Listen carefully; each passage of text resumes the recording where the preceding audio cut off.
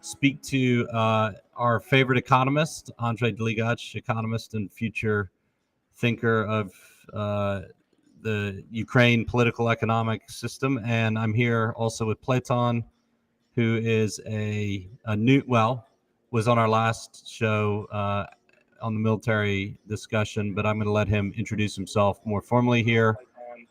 Political consultant. And the topic today is going to be really discussing what is going on politically inside Ukraine, because there's some really uh, under the radar, you don't hear about it on the news, but amazing reforms going on right now, discussions, debates in the political system that we touched on with Andre last week. And I wanted to talk about that, but also a little bit of what to expect during and after the war, and we can go into a little bit of how Ukraine got to this point politically, what's been going on. But this would be a free-ranging discussion between two very opinionated and smart people that I really respect, and I look forward to learning a lot. So, first of all, Platon, I just wanted to let you formally introduce yourself, because last show you came on the military discussion and had some very spirited commentary and questions, but I wanted to let you introduce yourself formally. Well, yeah. So basically, for the last 11 years, I've been working as a political consultant to different groups inside Ukraine. My topics ranged from basic politics and economics up to international law and international affairs and how the government should be structured. I'm a big proponent of the federalist system as it was introduced, what we've discussed last time in the Federalist Papers in the United States.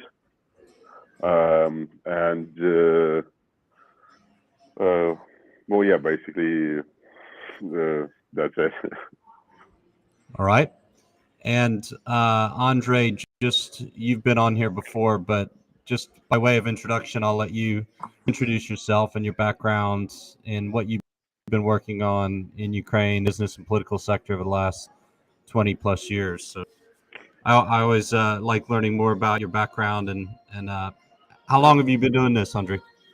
Now we prefer to speak about future, not about the past. But I'm sure that I will still work on elaboration of Ukrainian national economic strategy and economic modernization as a professor in university and founder of Center for Economic Recovery.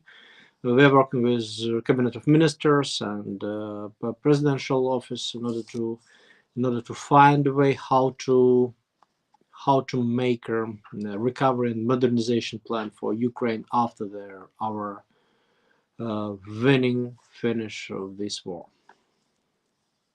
Yeah, so Platon, I just wanted to let you speak a little bit about your background and what you've seen over the last several years, and where you stand right now on the political situation and what you see the future as being. Because the thing that I've been impressed with since this war started is the national unity that I didn't think was possible in Ukraine, let alone Ukraine anywhere really. I've seen the United States after a national attack on September 11th, and experiencing and watching Ukraine, people I knew who had all different opinions come together, gives me a lot of hope for, I think, a better political future, and we're starting to see signs of that happening right now. But why don't you just give me a little bit of your background on, you weren't a big, as you tell me, you weren't a big proponent of some of the past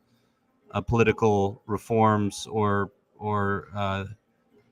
things that happened, but now you're 100% united with the government and the national effort right now. So why don't you explain where you're coming from on that side? Yeah, look, on that I'm coming from that because since 2014, our previous presidential administration has done everything in order to divide the country by every significant topic. I mean, starting from the language and with religion, and considering the renaming of the streets in Kyiv, in Kharkiv, and so on. And the previous president and his administration has done, in my mind, everything to deepen the divide between the people in this country, because they were always saying who is the right type of Ukrainian and who is not the right type of Ukrainian. I mean, I was born to a Russian-speaking family. My whole life I spoke Russian. I mean, I know Ukrainian just well, but and I know English and German and French and some Italian, some Spanish, but I still generally think in Russian inside my head, and always talked in Russian, and that was never the problem in Ukraine. The same with the religion. When the previous president has said that the right Ukrainians have to go to this church and the wrong Ukrainians are going there. And so in the last couple of years, there has been a crack inside the general public, but in my mind, it was much more artificial than it was real, because I've been traveling all over Ukraine for the last 8 years, and I've spoken to thousands of people, and in reality, between people, there is literally nobody had any problem with, regardless of the region. What do you think? What language you speak, and so on. But in the media and in the activist circle, it was more and always pushed the media message that there is a divide. And so, of course, some divide there was, but it wasn't real.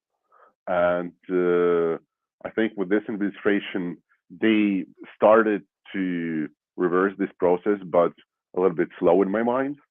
They could have done it over the last, 2.5 years, a bit quicker. But this situation that with the war that is happening now, I see the main benefit is just how united the general population is, and moving forward. I'm hoping that the office of the president can capitalize on that, and right after the end of the war, they will have the courage to say that this day, on the 24th of February 2022, the politics of differentiating different types of Ukrainian has ended. And we will have to continue forward with this, regardless of your political background, but regardless of your language that you speak, and so on. So yeah, I'm hoping that will happen as soon as the war ends.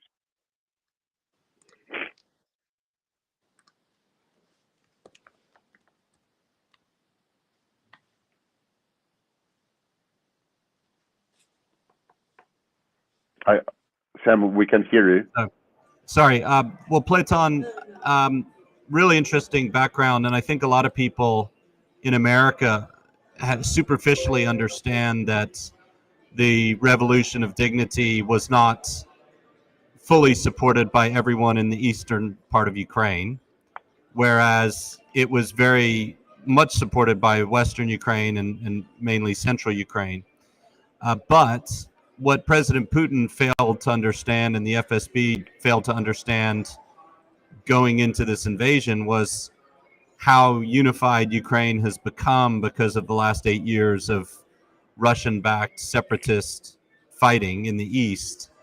And I think what you said is that the country's become more unified over the last 8 years from your view, and is that really a correct summary of the political situation that you see?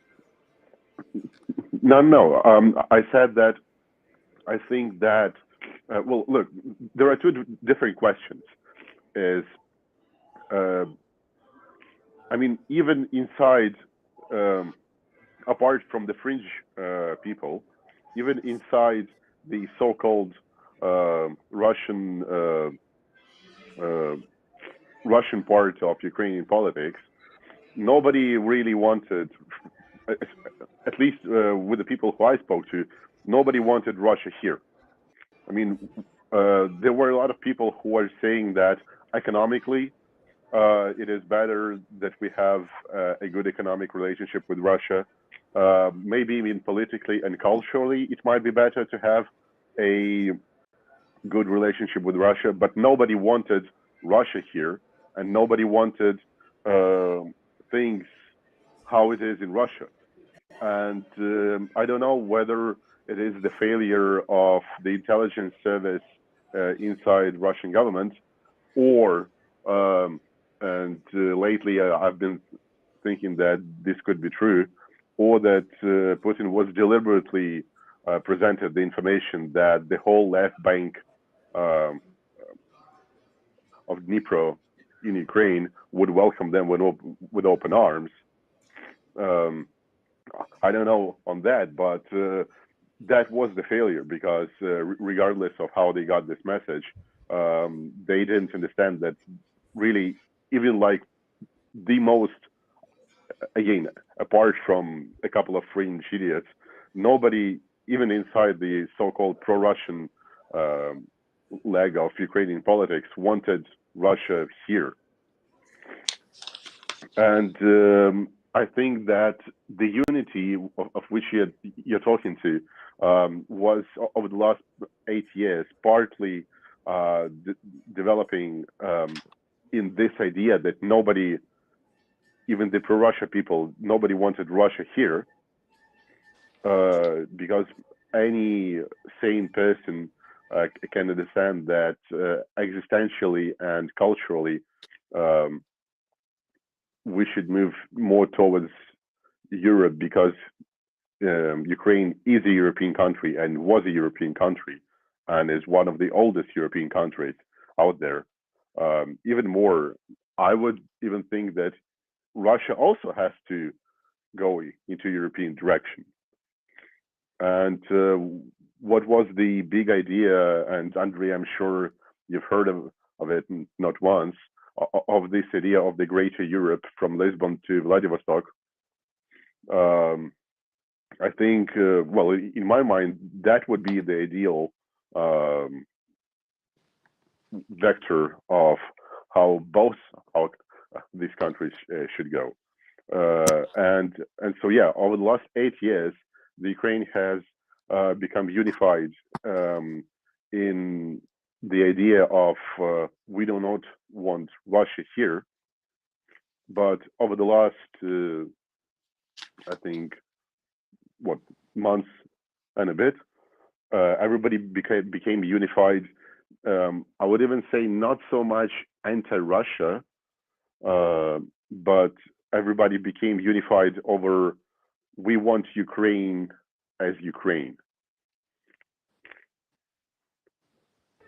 Andrei, you probably, I think you and Platon might come from a little bit different backgrounds politically, but what's your perception on the last 8 years and how things have turned out since the war started politically? Actually, I'm afraid that Ukrainian traditional political wars will be back after the war, and I feel that that still will have some parties of the past, parties of corruption, parties of corrupted courts, of oligarchs, etc. But I'm sure that Ukrainians will not let this party to be winning parties in Ukrainian politics. I'm sure that we will totally modernize our political system, our governance. We will stop using that ex-Soviet hierarchy system and government authorities in cabinet of ministers and presidential vertical, etc. Unfortunately, after the age of our revolution, we had at least 3 revolutions after the obtaining the independency. After each of this revolution, we got almost the same politicians with the same ex-Soviet communistic view on how to develop the governance in the country. It was very traditional for us where a new president made a circle of allies from their friends or their partners, business partners, etc. So we had more and more oligarchs in different spheres, controlled courts, corrupted anti-corruption committees and anti-monopoly committees, etc. So we realized that revolutions are the way how to modernize our country, but we got the same results as it was before the revolution. But we spoke with you before. I think that instead of that long way, long voyage for our nation, we got a big war in order to form the nation with another rules, with another governance, with new values, actually the same values, but the real values, like will, like core working, core doing, like zero tolerance to corruption, etc. The real European values, but the will is a core of Ukrainians' values. Not only liberty, not only freedom or independence, but will as a main striving of Ukrainians. It will help us to build innovative entrepreneurship country oriented not only to the West, but a pragmatical enough country with modern sectors of economy. We for sure can build our economy based on human capital, on innovators, investigators, on entrepreneurs, and other creative people. So the new Ukrainian political system will based on these new values. For sure, our winners, like our president, will have huge support from the nation, but many old oligarchs will try to use the situation after the Ukrainian win. We will have, for sure, will face attempts of new kind of businessmen, like businessmen from construction or infrastructure builders, or from energetic sphere. Their attempts to become new oligarchs in the country. But we will take this into account, and we will try to make the new governance in Ukraine more open institutions, more adaptive institutions, more get hierarchy instead of hierarchy system in the country, government authorities. And we will do not let corruption to be back after the Ukrainian win. So, Platon, what are your views right now on what's going on? We had a strong show on that last week about some of the reforms you're seeing, the government enacting new laws. What's your thoughts on how the political system's already changing, and do we have to wait till after the war to change it, or is now the best time? Well, look, on this point, I think Enrique has made a good point of that the power of the people and the president after the war will basically have a carte blanche to do everything in their power, and they will have the ability to do basically anything. The question is what the government is going to do, first of all. Secondly, to the point that we will have a new political system, we have to recognize that in order to have such a political system where we don't have a close group of the friends of the president running the country, in order for that to happen, we have to develop the institution that there never was in Ukraine, and that is called a so-called political class. From one side, and I'm not talking about the lifetime bureaucrats, as you know what is happening in the US, for example, with Fauci, but Lifetime servants, yeah. Yeah, I'm not talking about lifetime bureaucrats, but I'm talking about the political class as it is present in every, let's use the word, developed nation, where there are a political institutions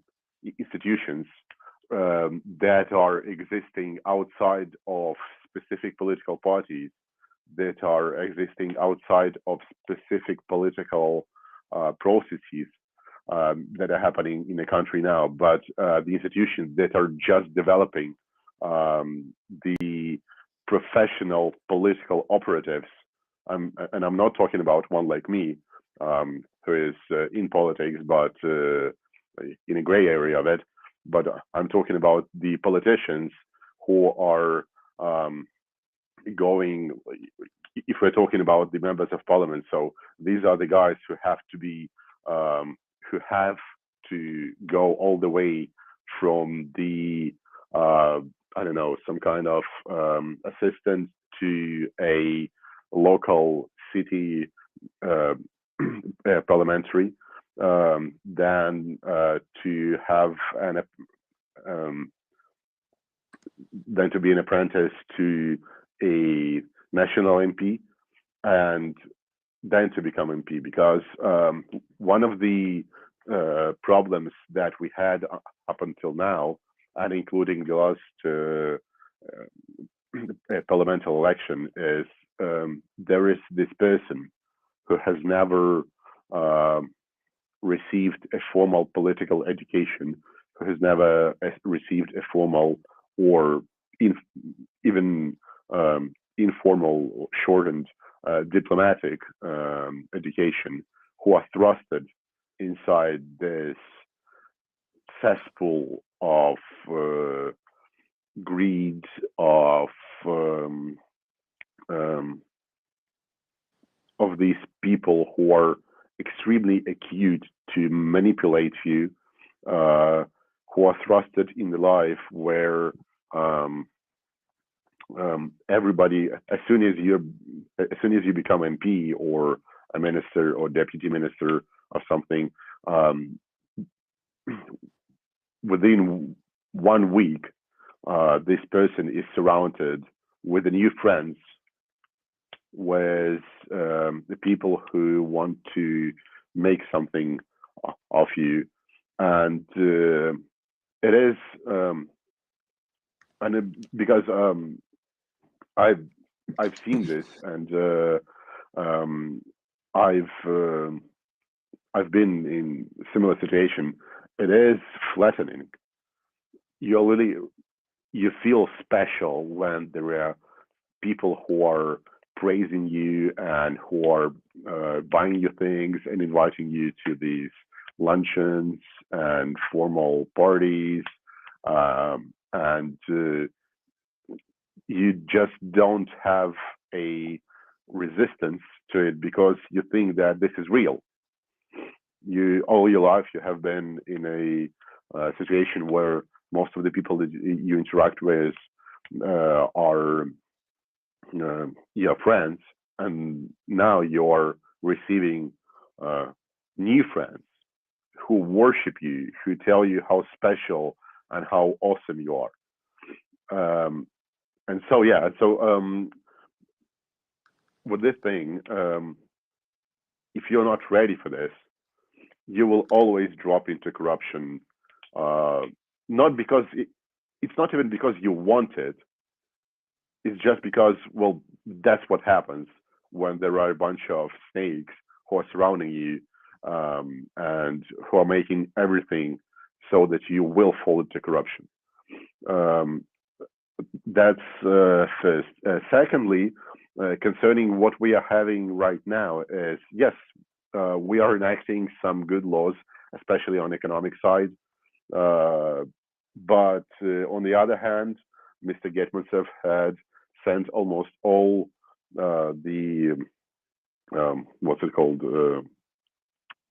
налоговый инспектора, taxation inspectors. Yeah, taxation inspectors. Basically, they've sent from all over the country, all of them back to the Western Ukraine. And my friends in Western Ukraine said that these guys are just walking from business to business and demanding to see the books based on the also some new laws that are enacted concerning the what prices you're setting and so on. And so yeah, in this time where half of the country is not working at all, a third of the country is working somewhat. It's tough to say how these laws will actually turn out, because we don't have the full scope of what will happen when the whole economy restarts, and how it will make an outcome in a year at least, or at least in half a year, just to get a sample of the result of these laws, rather than have just projections of how it will act, because the human element still exists. We still, I hope, and I share the optimism of Andriy, and I hope we will manage to make this kind of changes to our country. But we will just have to wait and see what will actually happen until this new quasi anti-corruption era has started. And for now, it's tough to say. For now, my main concern and my biggest fear is that after the war, and I'm not talking even about the president, but a small group of people who are surrounding the president will basically seize the moment to make themselves oligarchs. And it will be just up to all the others around the president, and it will be up to the president himself to see if this is coming. Because if those people succeed, we will just revert back to 2010, I'd say, or something. Well, Platon, let's discuss. I think this is a lot of people in America recognize this as what we call a 1776 moment for Ukraine, where that's when our nation was formed in the fire of a very tough war for independence against imperial power. Very similar. Obviously, every war is different, but same kind of long conflict war that Ukraine already had for 8 years with Russia, and who knows how long it will continue. And the overriding thing that could and should come out of this for Ukraine is this idea of a very strong class of leaders and lawmakers who are absolutely committed to making sure that the sacrifices that were made on the battlefield are not in vain, meaning a strong country ruled by rule of law that gets accepted to the European Union, which will hold Ukraine accountable. And you're going to have a lot of veterans, and everyone's a veteran, right? You're volunteering, Platon, Andrei's volunteering, everyone's volunteering in some way, everyone's sacrificing. So you're going to have an entire country full of people who've sacrificed a lot, economically, physically, mentally, with their lives, even limbs. And I think there's going to be a strong demand among the people that the corruption cannot come back the way that it was before.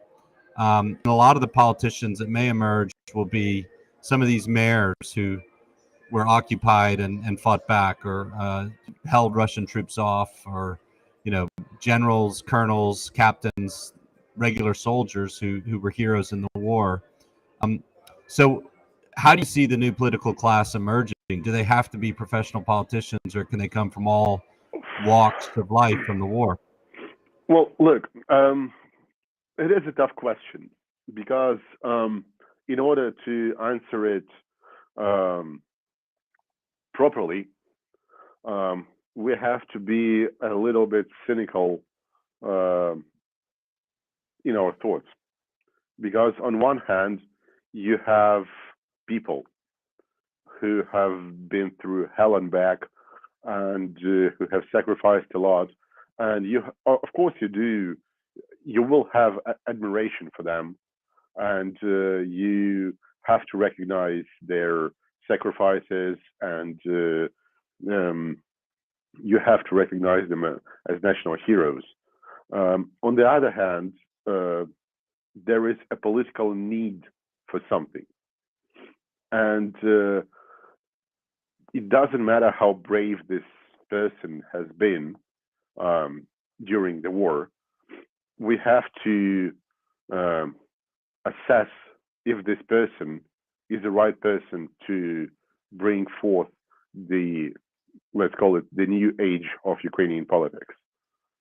Or is it a person, and we've actually seen this after 2014, when there was a bunch of the heroes of the revolution who became MPs, and who did either nothing or have become one of the most corrupt MPs in parliament. And so this is a bit cynical question, because what happened in 1776, what happened in 1812 in US, is those people, they didn't create a new political class, but rather they've started with, and that's why I'm always referring to, as one of my favorite books, the Federalist Papers. They've started the construction of the political system that basically doesn't care about who you are and what you do, but they've started building a system that was specifically designed to minimize the human element, the human greed, the human corruption as much as possible. Yeah, of course, a lot of things have changed, but even when we take all 4 years since 2016 to 2020, when especially the leftist political pundits have always said that, what if Trump decides just to stay in power? What if he decides that? What if he decides that? Well, and is our institutions strong enough? Well, as we saw, yes. I mean, and even people on the right who both admire Trump and not so much, people on the right, they believe in the institution, in the greater system of US, and they said, like, yeah, I mean, I might like Trump, but there is no way he can just stay in power because the institution is stronger than a man. And I think that it's a very technical thing that the general populace might not understand. But I think the main, if we want, and I assume that we do want, to build a strong, prosperous country that is called Ukraine, that the main objective is to develop the institutions in such a way that the institution will be stronger than a man. And those institutions, Andre, where would you say the institutions are the weakest? And I think we brought this up last week, but I'd love for you to both agree on which institutions need the most work in the political system. First of all, it's a very interesting situation, but we are a parliament republic, but we have a very big parliament. Just a sec. We are a parliamentary presidential republic. Yeah, sure, which is unique because nobody except us has it. Yes, a unique system.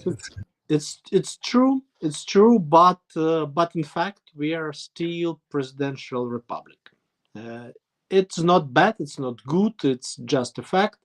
But we still have very big parliament. Secondly, we do not have the real civil society institutionalized. I mean, with institutions, powerful institutions, which can produce political parties, which can cooperate with the government, make a kind of tasks for parliament, etc. We have a lot of clubs, business clubs, or some associations, but we still do not have structurized civil society. It's again not bad, not good. It's typical for Ukraine to have huge crowds to use Maidans for making changes, but in order to develop, we need to have more stronger institutions, civil institutions. Third point, we still have weak enough anti-corruption institutions. Besides, we have a lot of such institutions made using the pressure from IMF, US government, etc. In fact, we have such institutions, but they are still dependent on winning parties and are not independent enough. We have a strong and independent national bank and banking system. We have a strong enough public purchases system, but it doesn't work if we still have corrupted courts, the weakest institution in our country. It's a kind of closed club managed by themselves, but it could be very good if they are trusted and may make their decisions based on constitution and laws. But they still consider the main reason for making their solutions based on who will pay more. from the sides they are judging. So maybe the core institution what we should reform is a court. Then we have very weak anti-monopoly institutions. Despite of we changed them many times, but we still have dependent oligarch dependent anti-monopoly committee. So it's another question for us. The next question is that traditionally presidential office leads the topics which should be led by cabinet of ministers, but we now we have weak enough cabinet of ministers, despite of I supporting them and help them to be stronger and stronger. But in our Ukrainian political system, prime minister is the dependent person, not an independent one. The cabinet of ministers do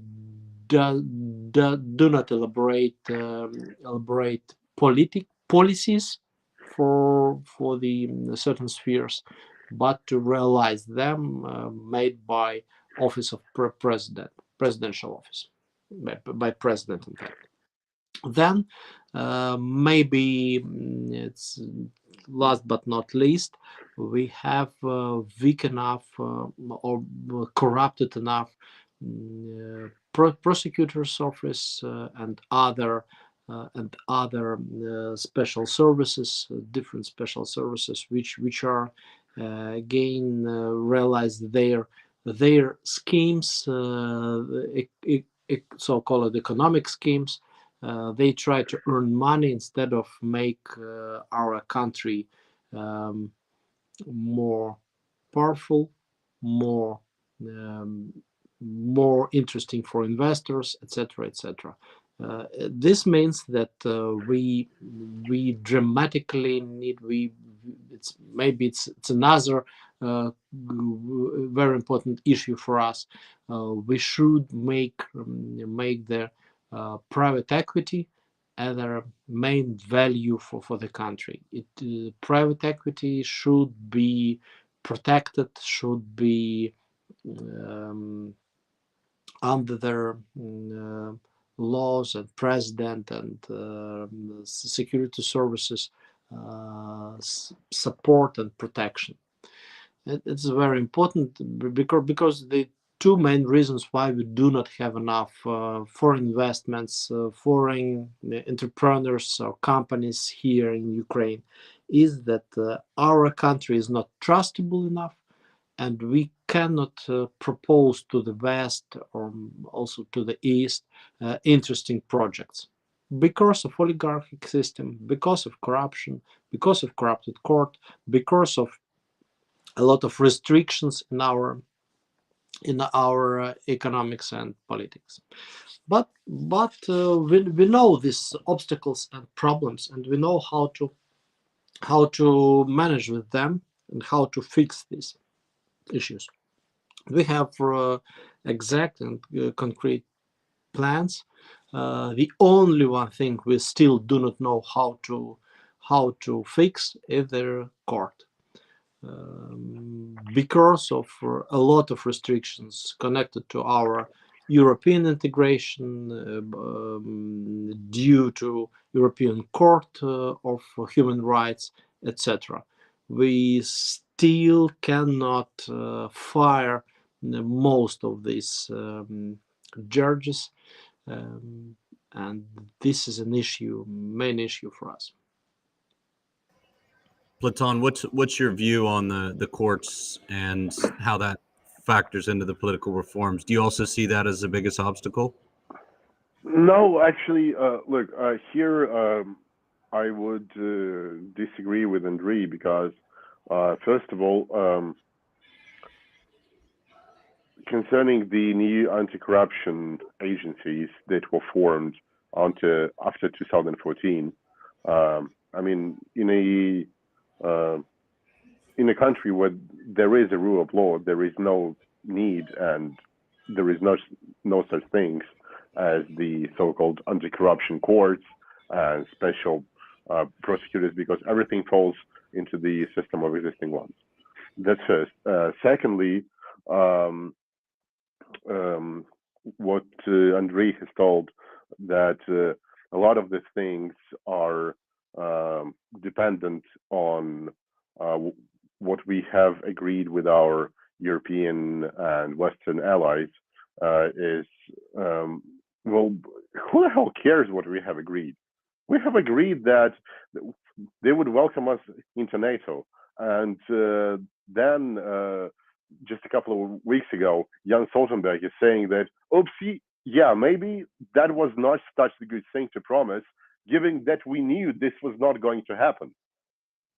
So how about, and this was also one of the problems with the Ukrainian politics since, I would say since Kuchma in 2004, that after Kuchma, basically all the political parties and all of the presidents that we had were either pro-European or, let's say more broadly, pro-Western or pro-Russian.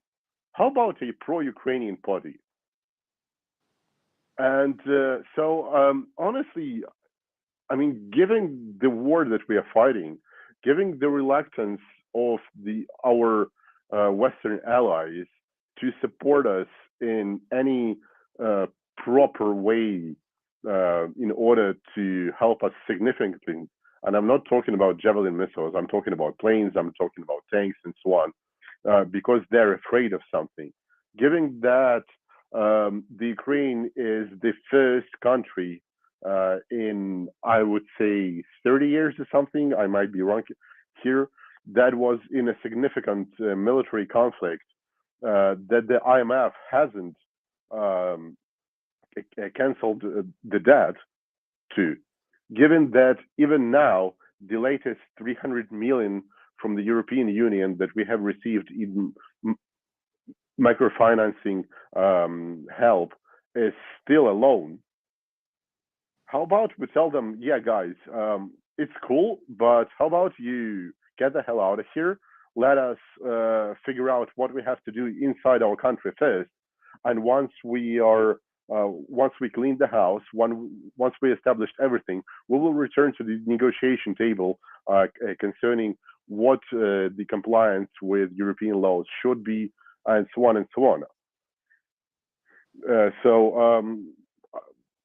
my position is much more stronger concerning this, because I do not care what our allies or what our partners in the European Union are saying, because our people are dying here, not theirs. And so again, in politics, you have to be cynical, but we have to use this in order to break away from the clutches of what we are supposed to do, but rather negotiate what we want to do and how they will react to what we want to do. Andrei? Yeah. Any thoughts, sir? You see, I think that be back to institutions. I am looking through the news because that situation in Bucha, Irpin, and Vostomel, and other Ukrainian cities are still in my mind, and I see that Russia announced that it was not true. It was made by Ukrainians, not by their troops, and announced the meeting of United Nations, the Nation Council of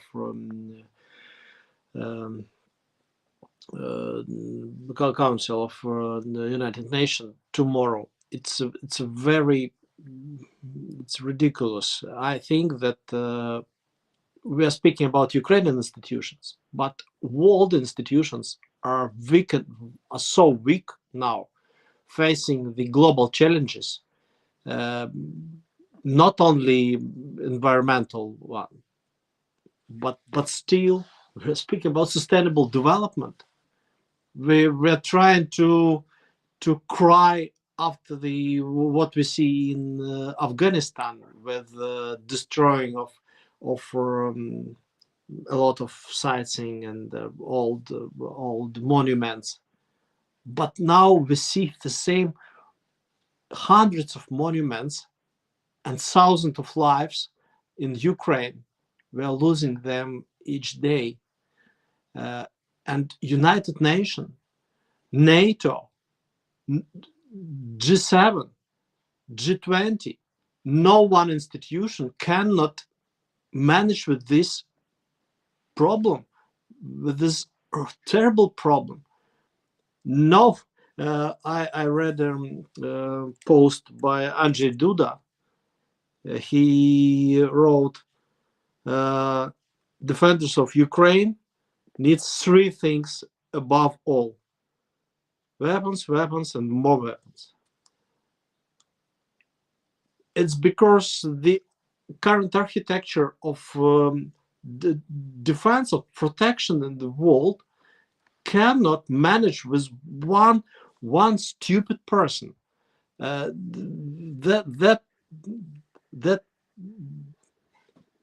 was many times in history, but it was hundreds years ago or tens years ago.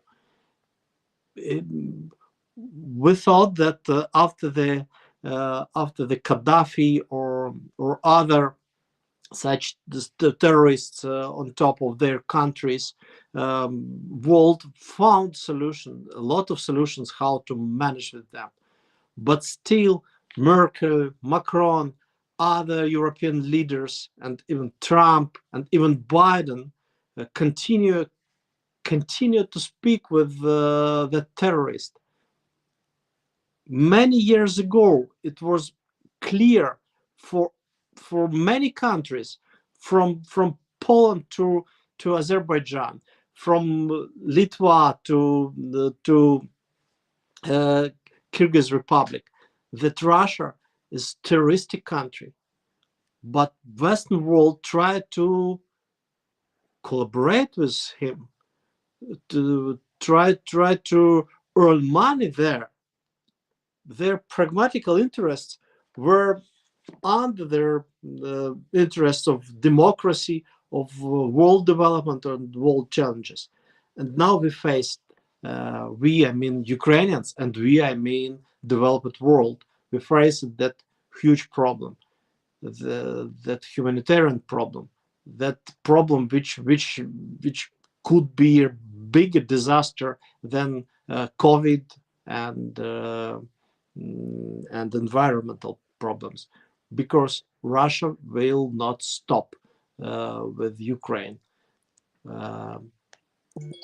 And what I can say, what I should say, that this war is, I hope, the last signal that we should redevelop, rethink, reconfigure world system of defense, world system of United Nations, world economical system, and we should protect the world from such terrorists in the future and from such terroristic countries in the future.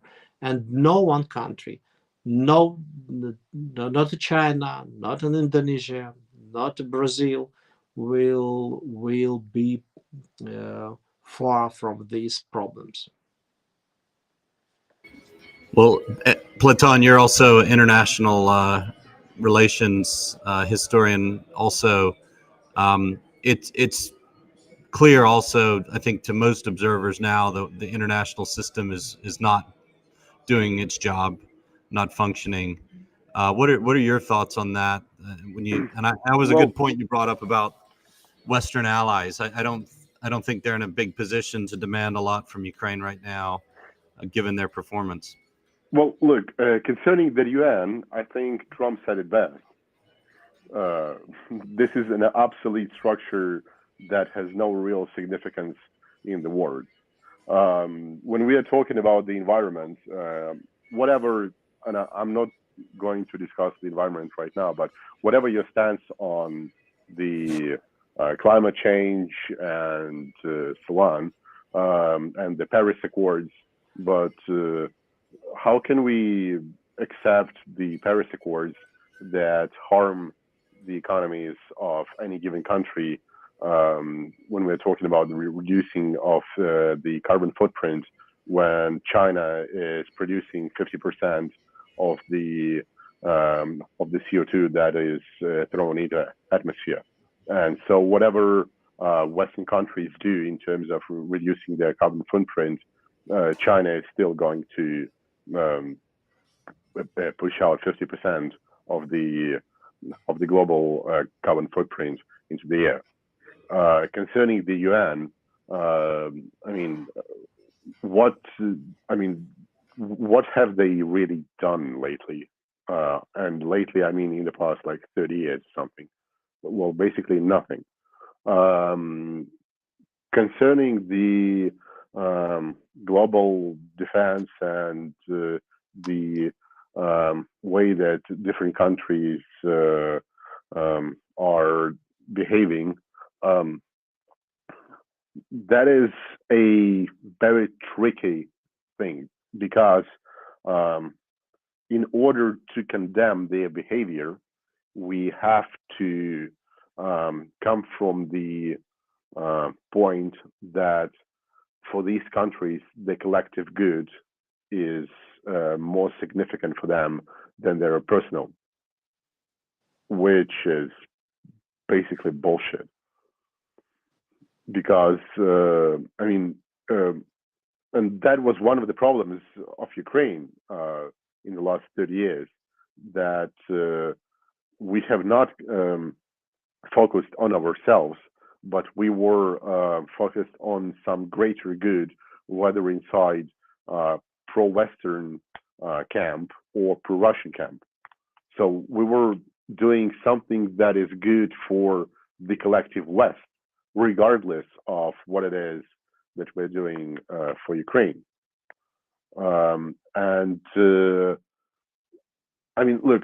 Politically, my favorite country is Switzerland.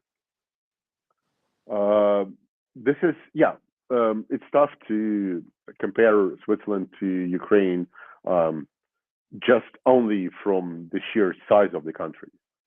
But look at Switzerland. Within 24 hours, their military grows from 30,000 to 3 million.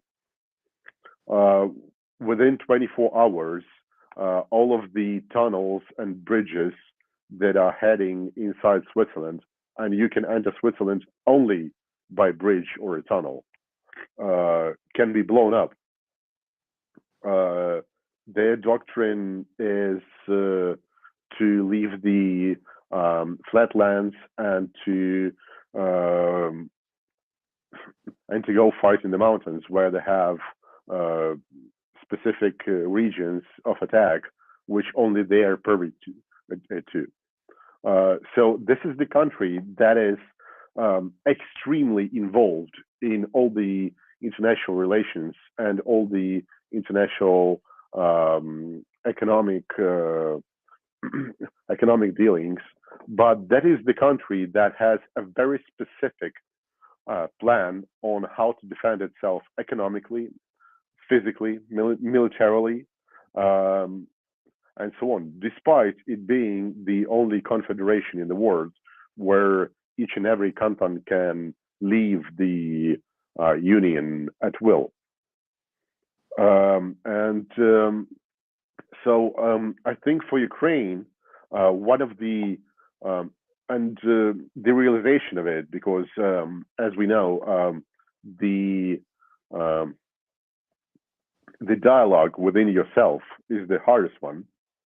But we have to realize that regardless of any kind of new world order, regardless of any kind of defensive agreements or so on, in the end, there is only us and our country.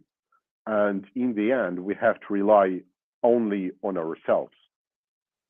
And I think that this is a big mistake that Europe has made since the formation of European Union, because they have relegated so much to the institutions of the higher order that are not electable, like European Council. I mean, there is no election to European Council. All the representatives in the European Council, in European International Court, and so on are forwarded by the countries. Within UN, I mean, this is the institution that doesn't have any kind of election and doesn't have any kind of repercussions despite of what they're doing.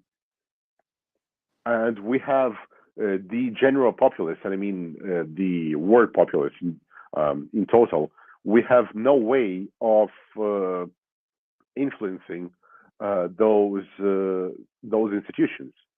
And when we are looking at the most developed and the most successful countries in the world right now, starting with US, I mean, there is in the Constitution, and I won't even touch the Bill of Rights, although I do want to touch one moment, but a bit later, that any representative can be called back if the what we saw with the recall of Gavin Newsom in California. Yeah, okay, it failed, but still the process was started, and the population can have this process started. So what we have to do in Ukraine is what the founding fathers of America did, is ensure the system of checks and balances and accountabilities for every dignitary, every member of the government that there is. And I do not really care about the world institutions, because in the end they will always fail. And to ensure our prosperity, our success, our freedom, we have to focus on our countries. We have to get to the point where we are negotiating with each and every institution outside of our country from the point of power, from the point of strength, where we can not agree to their demands, what we're doing right now with European Union, with IMF, with European Bank, but we have to, I mean, in terms of politics right now, first, I want to see our government demand from IMF to do what IMF has done to every nation for the last, I think, 30 years that has been in armed conflict, is to just write off all our debt. And I want to see them do that. And if they don't, that will be the testament to the real support to Ukraine that the West is giving. And to one point concerning the Constitution, and it is also under attack in the US, but among different changes into constitutions that we're going to have after the war ends, what I want to see is enshrined in Constitution the freedom of speech. Because up until now, the United States is the only country that has freedom of speech written into Constitution. No other country has it. Well, the Ukrainians are pretty good at having revolutions, for sure. Yeah. You guys, well, de facto have it very strongly in Ukraine, and people are, demanding that under gunpoint in Russian occupied territories, which is, I think, an inspiration to the rest of the world. Guys, I'd love to. I want to catch everyone up because my show producer has produced these, and I haven't manage to, but I want to get both of your commentary because you're both very obviously tuned in to the situation. But I think it's really important to just catch everyone up on the last week has been pretty monumental in terms of the overall what's going on in the world or in the country. And I wanted to just catch people up with this because basically Russia has admitted, which was surprising to me, but I think Ukrainian forces just established the facts on the ground. But they're basically abandoning Kyiv Oblast has been cleared. Well, it's not been cleared, but Russian troops, organized Russian troops, have left, and there's, I'm sure, pockets and a lot of booby traps and destruction, and we'll get to some of the war crimes that are becoming apparent to the world. But from a military perspective, Ukraine is pushing Russian forces out of every part of the country, the north around Kiev, northeast around Chernihiv, and even in the Sumy region. And Russian forces are effectively only operating successfully or cohesively in the Donbass and in southern Ukraine. And I'll just go through these maps because they kind of show the situation. Chernihiv front, Russian forces along Kiev-Chernihiv front have been defeated in the last 48 hours, but they have conducted an orderly withdrawal. The siege of Chernihiv is effectively ended, and east of Kiev is free of Russian troops. And then Sumy. Russian forces along the Sumy front have been defeated, and Russian forces are abandoning their equipment that is not functional to speed up their retreat before follow-on Ukrainian counterattacks are able to isolate retreating Russian formations. And I know that you've both obviously been following this carefully, but I wanted to point this out to our Western audience that may not be as aware of this. And then in Kharkiv, Donbass, that is where the Russian troops are still trying to make progress around the city of Kharkiv Kharkiv. Kharkiv region, they have no chances for now. They yeah. try to use rockets, missiles, and other weapon, but they have no chances to be in city or in this region. But on the south of this region, better to say, in Lugansk region, they're trying to occupy more territory, and they're trying to hit Ukrainian forces. Yeah, so Kharkiv is somewhat connected to the Donbass from the Russian perspective, but you're right that the forces around Kharkiv are not in the city, and I think the siege is never really was in place. It's certainly being broken on most sides. Yeah, the main point there is the city, the town Izium. Yes, right here. Yeah, Izium is a very important point that's under occupation, but it's certainly with the relief of all the troops. People don't understand this, but the Russian troops evacuating northwest, northeast, and around Sumy, those troops have a long way to travel to get over here. They have a lot of equipment destroyed and a lot of casualties, and just they're not going to be in the fight in the next week or two for sure. Yeah, whereas, but they have a very so-called long army. They have a lot of people, potential soldiers. They have a lot of tanks, old one, but a lot of them, huge amount of them. And in order to deoccupy Mariupol and other territories, Kherson on south of Ukraine, we need more weapon. We need weapon for attacks, not for the defending only. We need anti-air systems, etc. We have a lot of heroes, but not enough weapon for now. We have information that despite of the sanctions, since 2014, European countries sold sold weapon to Russia, but never did it for Ukraine.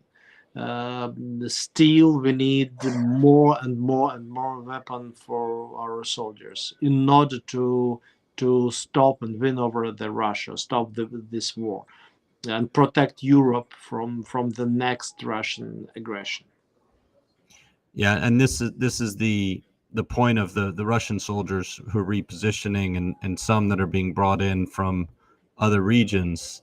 They have weeks at minimum until they can get over here, whereas Ukrainian forces from inside Kiev are still cohesive, could potentially move over to this region with the right weapons. Unfortunately, no. Without weapon, it doesn't make sense. It's the first point. Another point is that Russia can still make an aggression on Kiev region and other regions using the special forces or missile attacks or bombing these regions. So we cannot move our army to the south. This means that we need more weapon. It's because your audience is people around the world and United States. We need Ukraine will protect the world, but we need weapon. Yeah, and that's the big message here is this front will become a lot more dangerous for Ukraine, and the only way they're going to be able to withhold or make progress, and especially in Kharkiv, but even in the Donbass and Lugansk, is with offensive weapons. And we're hearing the first signs that some of those tanks and armored personnel carriers are on the way, but they need to happen as quickly as possible, because now is a window of opportunity for Ukraine to start making progress here before reinforcements come.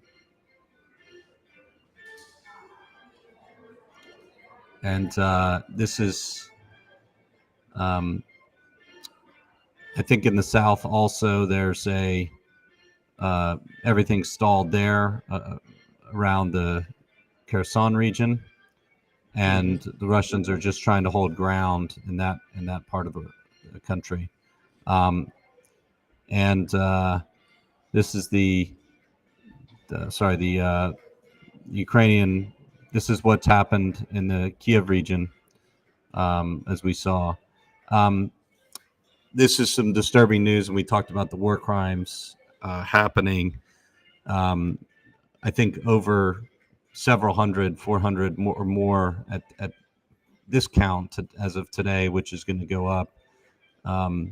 The civilians have been killed in Bucha, who who stayed behind or were caught behind under Russian occupation. So this is a huge tragedy that's playing out in the media, and my hope is that spurs a lot of the reluctance to provide offensive weapons to go away, and hopefully smashes some of these fears of escalation among the West, because the escalation's already happened on the Russian side, and that's one of the big points I'd like to make here. And again, this is what Ukraine's prosecutor general has right now: 410 civilians covered in the Kiev region as of Sunday, April 3rd, and I'm sure that number, unfortunately, is going to go up. And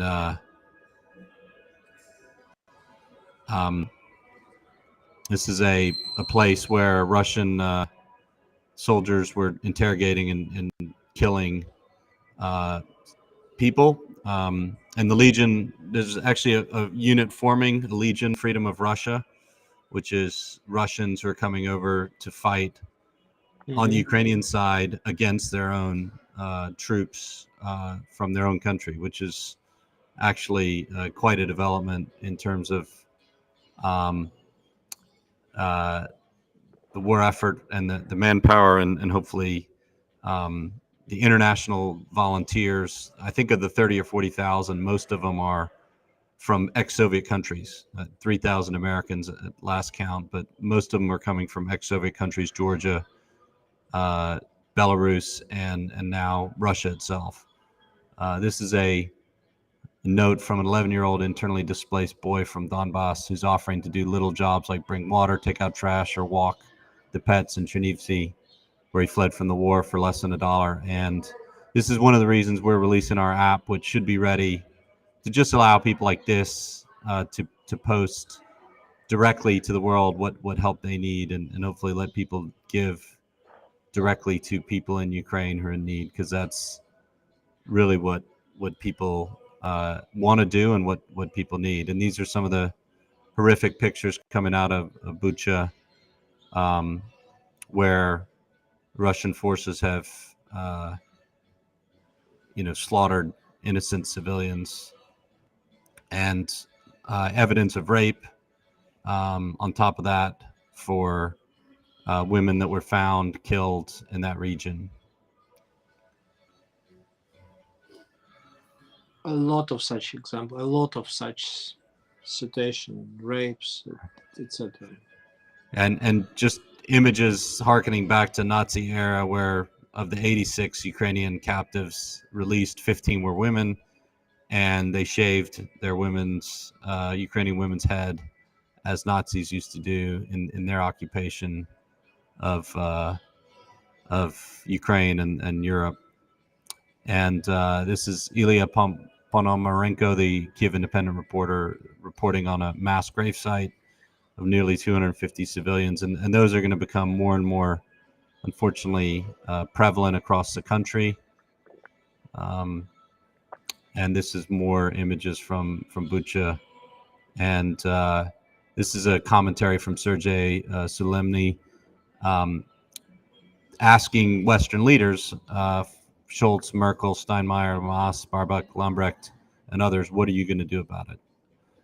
And Steinmeier is responsible for this war, as Merkel also. Yeah, was their attempts to promote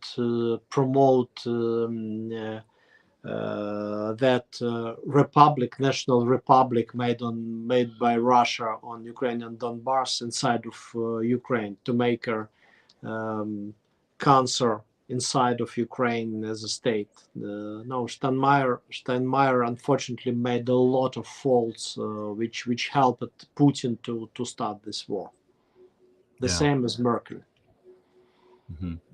This is from Irina Madvisin, an intercepted phone call by Ukrainian security service with a bone-chilling war crime story, where Russians are speaking about his wife,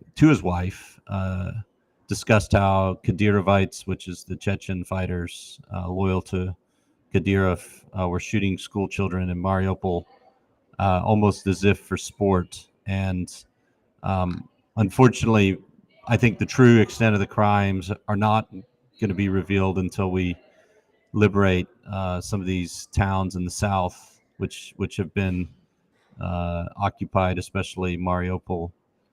And the scenes that are coming out of there are pretty horrific from the stories. Also, 30 to 40,000, it's estimated, civilians from Mariupol have been basically kidnapped and evacuated by Russian forces into their own territory, and they're putting them on camera to forced confessions or talking about, this is Mariana, the girl who was in that AP photo, who was pregnant, and they were getting her, or trying to get her to say that the hospital wasn't bombed by the air, which is not true. And this is some footage of local Ukrainian babushkas, or welcoming troops as they liberate Ukrainian cities in Chernihiv. And Дякую, ще бій не закінчився, це тільки ми потім прийдемо, потім.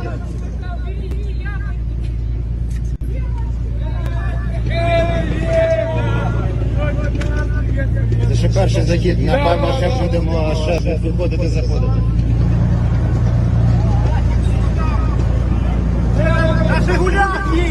На «Жигулях» пьяные ехали.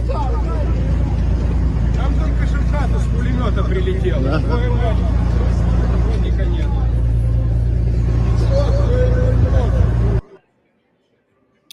And meanwhile, in Berlin, the roads today, of all days, when images like that are coming out of Bucha, 5,000 cars in support of the Russian Federation, flags of Russia and the USSR, and airborne forces are out in force, demonstrating the strong Russian, I guess, expat community in Berlin's support for their regime, even though they don't have the Официально сказали уже blackout больше on 5000 information. машин.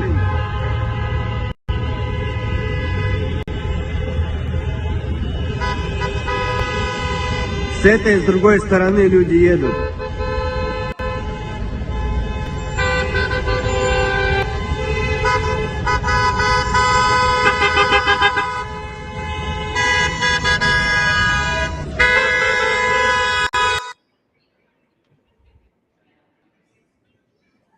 So it's not just people inside Russia. And this is actually a commentary from, hold on, from a Russian soldier who's basically saying what a disaster it's been. And it's actually kind of hard to read here. Let me see if I can pull it up. But he says, why can't they take Ukraine? We're screwing with Ukraine for fuck knows how long, a month longer than a month, already been here. Bitch, they can't take it. Putin is a fucking ass, a complete dead ass. Here, millions of people have died already, millions, but he ain't doing nothing, just some negotiation, something else. And the brigade commander is telling us, you're either coming back home as Gru's 20 or 200 or 300. That's the plane for killed or wounded, or getting between 7 to 12 years sentences as deserters. And his friend asked, how so? And he said, well, that's what he says. Either we all die here, either we'll get some body part torn away, or between 7 to 12 years sentence as deserters. And this person says, oh, don't listen to them. I don't give a fuck. For real, nerves are given out already. It's not even that you're sorry for yourself or anyone else, just the parents of the boys. When you see every day these URLs full of 200s, every day, I don't know, 30-year-olds leave and no one gives a shit. Our BTR is left and now I don't even have a place to live.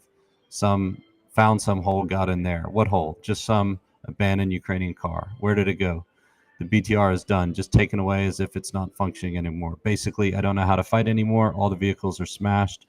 Are they crazy? I don't know. Maybe we'll retreat for real. Maybe someone else. Who knows? This is intercepted communication with Russian soldiers. So the morale, you can tell, among the forces is not very high. In fact, a week ago when they were pulling out of Kyiv, a lot of people thought they would dig in and try and hold ground in all these places, but they obviously don't have the human motivation to do the things necessary. Already, it's been reported that 2 Russian soldiers have died from radiation poisoning in Kyiv, and out of 75 battalion tactical groups, 2 Russian soldiers died of radiation poisoning in coming out of the radiation area around Chernobyl. And I think 7 busloads of them were hospitalized in critical condition. And Ukrainian armed forces have estimated that about 200, over 60% of the battalion tactical groups that came into Ukraine are either destroyed or combat ineffective right now. And then this is the mayor of Melitopol, who's kidnapped for several days by the Russians, who says they had no idea what's going on. They told him, we're here to get Nazis. He said, I've been in this town 30 years and never met one. Then they said, we're here to help Russian speakers. And he basically said, I'm Russian speaking and we're fine. So, really just, the soldiers are coming in are not seeing what they thought they were here Все for. танкисты 3. Взяли девчонку, изнасиловали. Кто? 3 танкиста. 16-летняя девчонка. Наши? Да. Бля, И чё, все, ебанутые? короче. Коль, мы кушать что-то нормально хоть? Да нормально. Позавчера Алабая захренарили. Кого? Алабая. Что, собак едите, что ли? Ну, было. Мясо охота, но засидели его. А что, есть нечего, что ли? Да не, есть почему. Сухпайки там, но сухпайки уже надоели. А, господи, елки-палки, блядь, армия наша называется. Курс с гусями всех похренарили уже. Тут, короче, вообще танкисты. So that was just a soldier talking about casually with his family rape and then eating local animals, dogs, livestock of local Ukrainian population. And in Russia, we have people, bloggers saying it's okay for Russians to rape 17-year-olds. So this isn't just because the age of consent is 16, which is a very interesting justification for rape. So this is, you see standard Russian conversations back home. They're almost proud of the what their troops are doing from the sound of it, the intercepted conversations. And some interesting commentary about Kadyrov, who has been promoted to lieutenant general in the Russian army, which probably is causing some issues among the Russian military because of the tensions with his soldiers and some of the atrocities that they're committing. And this was, again, the 7 buses with Russian soldiers suffering from acute radiation have arrived in a hospital in Belarus from the Chernobyl exclusion zone. All of them digging trenches, not knowing what was going on. Can you pass that to me? And this is the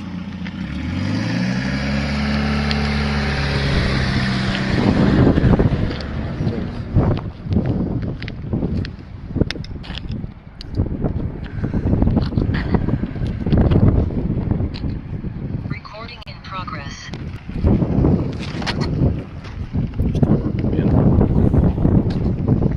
the roads are mined across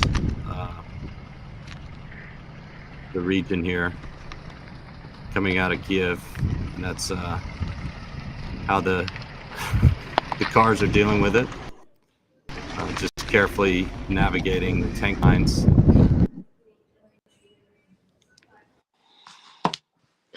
So I have to go.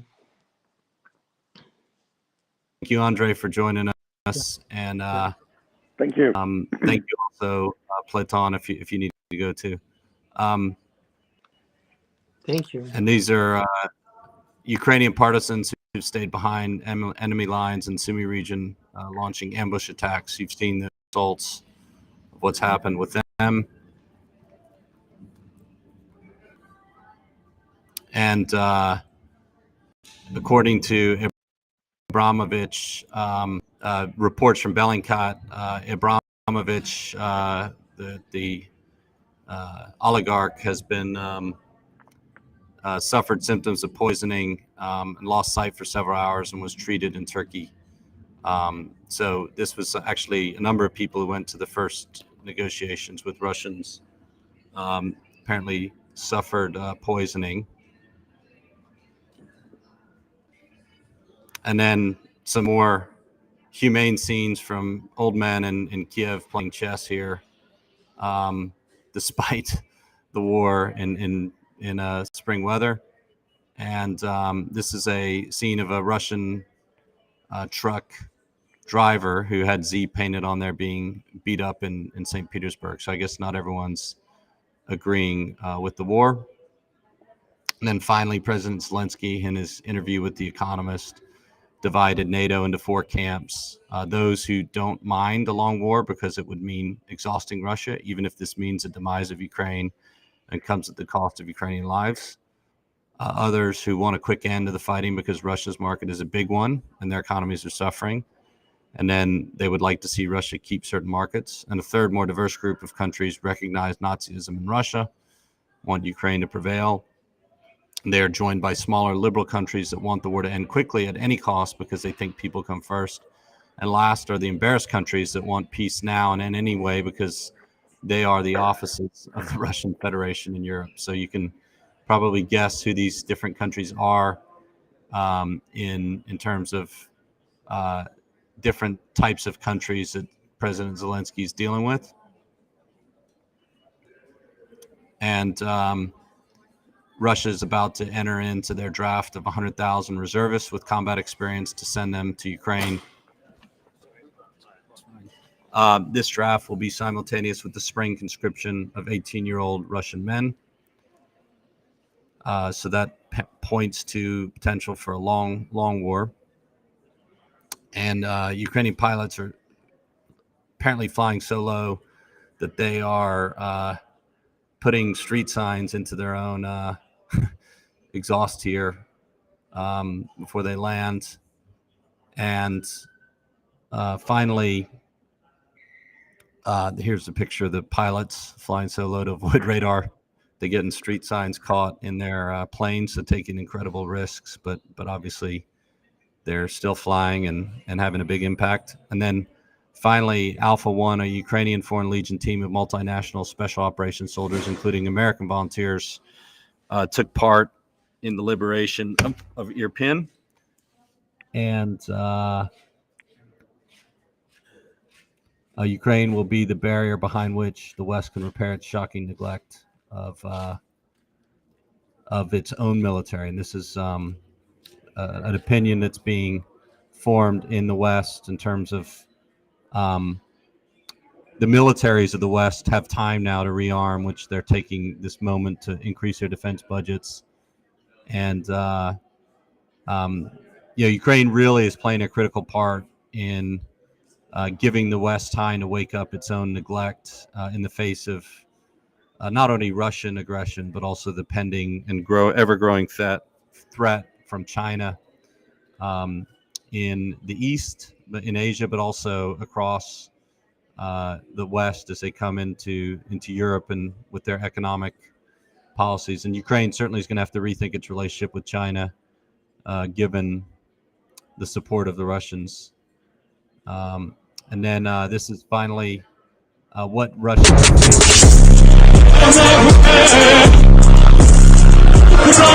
classic IED attacks, that we used to see in Iraq, but obviously much more sophisticated with better weapons from Ukrainian special forces, which is certainly a big reason why all Russian forces are pulling out of every region aside from the Donbass area where they can have more protected supply lines.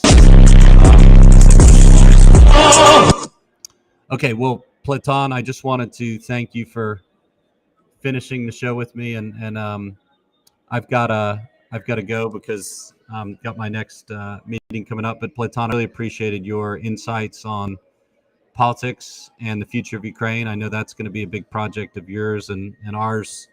I guess when I get back with my fiance and we get more involved in the looking at the post-war situation, I really look forward to working with you on that, and with all the people like Andre and the future of our families will benefit from this. Definitely where I want to raise my family and live going forward is Ukraine. So thank you for all that you understand about Ukraine and what you're going to teach me when I get back about the political system. And I view my role as to help Ukraine tell their story to the West and to get the support they need from the international community and hopefully end this as soon as possible and start building that better future. So I appreciate your contributions on the military show and all that you're doing as a volunteer and going forward in the political sphere. So thank you, Platon. Cheers, brother. Take care.